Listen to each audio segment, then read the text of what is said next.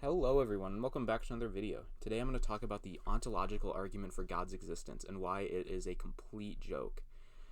I think anybody who takes this argument seriously needs to seriously reconsider their premises, because this is pure rationalism, pure primacy of consciousness, and it's just a terrible argument. Well, one of the first problems with it, before I actually read it, is it's framed as a completely a priori argument.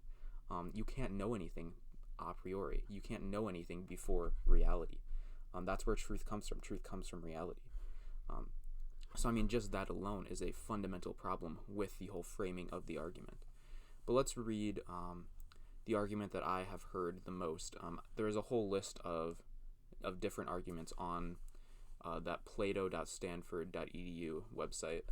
But then the one that I found, I'm going to read the second one on the list of arguments that they give, because that's the one that I hear the most when I think of the ontological argument.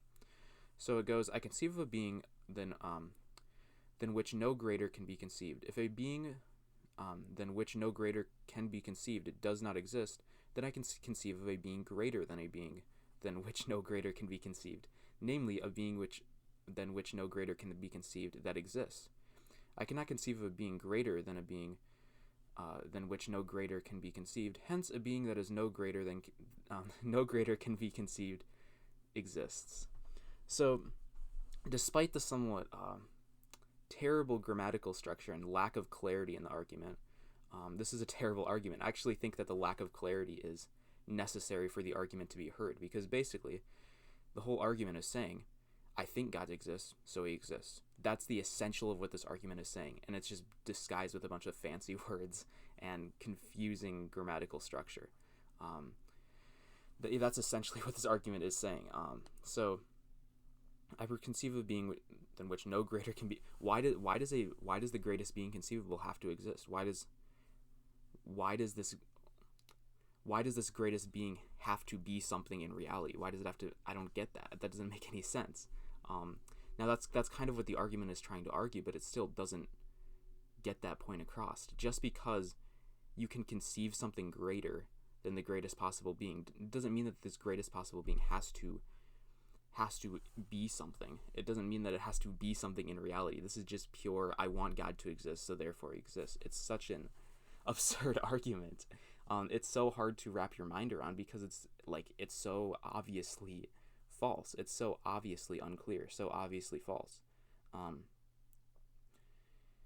But yeah, it's just a terrible argument. It's so clearly primacy of consciousness. It's because I can think of a certain being, therefore that certain being must exist.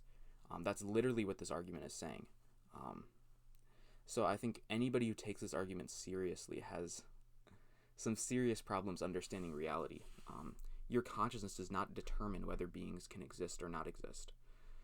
Your consciousness means absolutely nothing when it comes to existence. All your consciousness does is observe existence.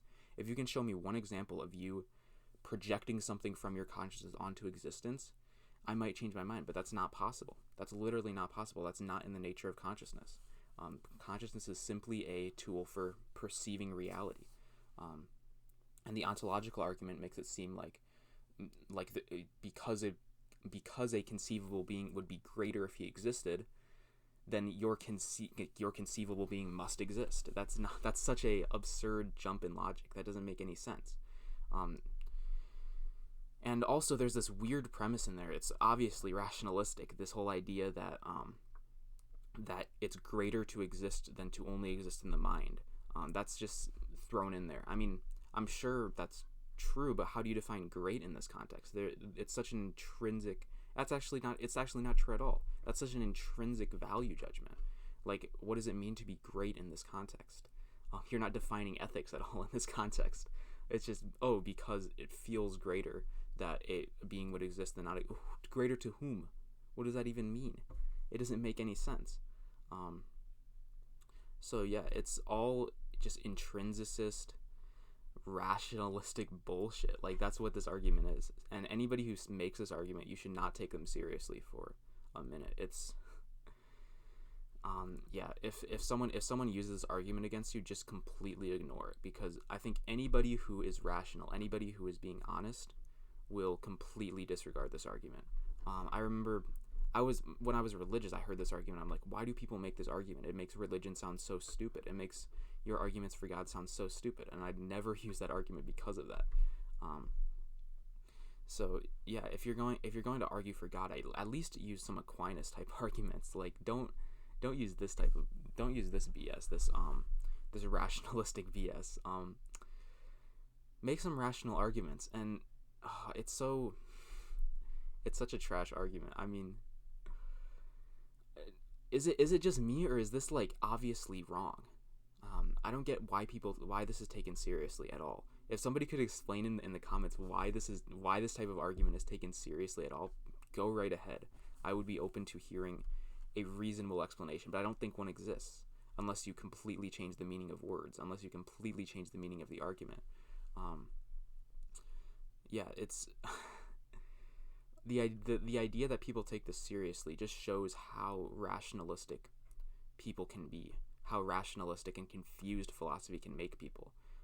Because when you constantly hear arguments like this and you hear that they're good, you secondhandedly are like, oh, people think this argument's good, so I need to come up with an explanation of why it's good. And then you explain to yourself why it's good, and then you just get more confused because you know it's not a good argument. It's not pointing to anything in reality. It's simply pointing to rationalistic constructs in your mind. So yeah, don't take the ontological argument seriously. It's a joke. Laugh at it. Laugh at the idea that people take this seriously, because it's so unreal. It's so unreal that people take that argument so seriously. But yeah, I think that is all that I have to say for today about this ontological argument. I'm surprised I went as long as I did, because normally when I hear this argument, I can just laugh it off and say, give me a real argument. And that's 2 seconds. So surprised this video went as long as 7 minutes. But I think that's all I have to say for today.